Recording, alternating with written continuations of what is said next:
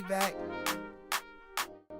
So we moved here in 2021. I had an opportunity to come work over here with Amazon.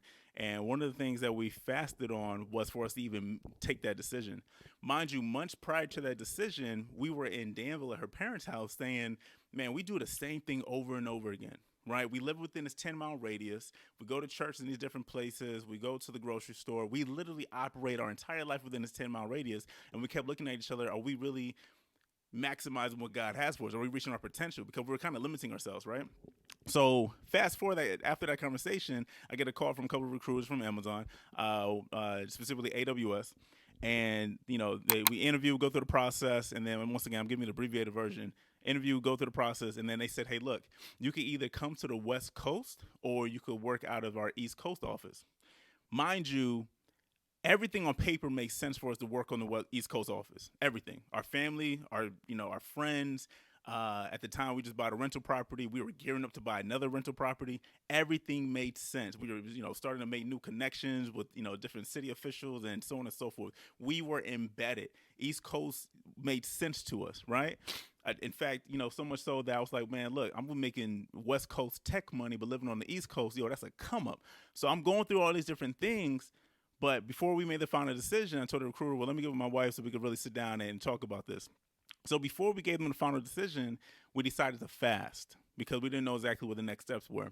And I'm bringing that up here as far as that solidarity and why you have to do that in secret, because if we were to, in true form, what people typically do and what we tend to do sometimes, if we were to be boastful and showcase and start yelling at the rooftop and, on the corners and social media saying, hey, I'm fasting for this in my life, then what would have happened is that I would have opened the door for everyone else to really give me their opinion. When at the end of the day, their opinions don't matter. Even my families, right? My parents, my brothers, my friends, they would have looked at the outside looking in of, well, you guys are doing so well in East Coast. Why disrupt that? But what we knew we had to do was take a pledge, with each other that we're going to fast in solidarity, right? And really chase after what God really has for us and make sure that he's talking to us and no one else. So what that does and what that did at the time was put boundaries and safeguard us away from distractions. So the reason why I say that's so important, because at the time when we fasted, like once again, I gave you the Rolodex. We could have stayed on the East Coast. Everything made sense for us to be on the East Coast, but there was no peace about it. So we fasted and prayed for 2 days. And when we came to the final decision, there was so much peace about the West Coast. Mind you, the West Coast was counter to everything we knew. Don't have any family here. Never been here as far as a trip. I've been there for a couple of times for work, my previous job, but I kind of knew the lay of the land, but didn't know anything else. We didn't have a church, we didn't have family, didn't have friends, didn't have anything.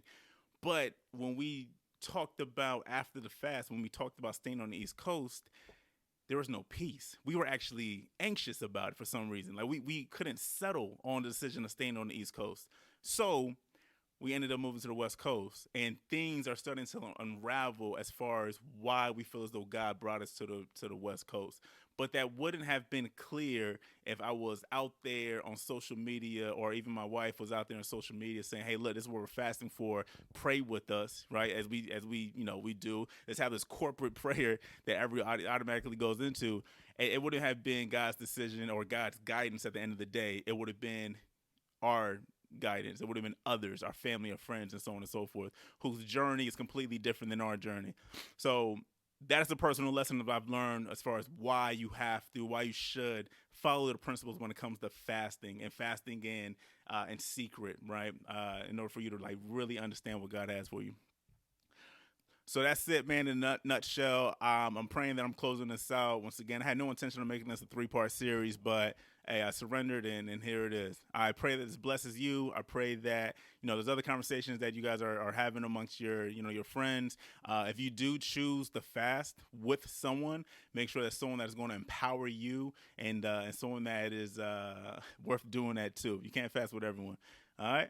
Yeah, y'all be easy. And if this blesses you, please subscribe, do all the YouTube stuff, share with your friends. And more importantly, leave a comment below. Let me know your thoughts. Let me know exactly how this is blessing you. All right? Y'all be easy.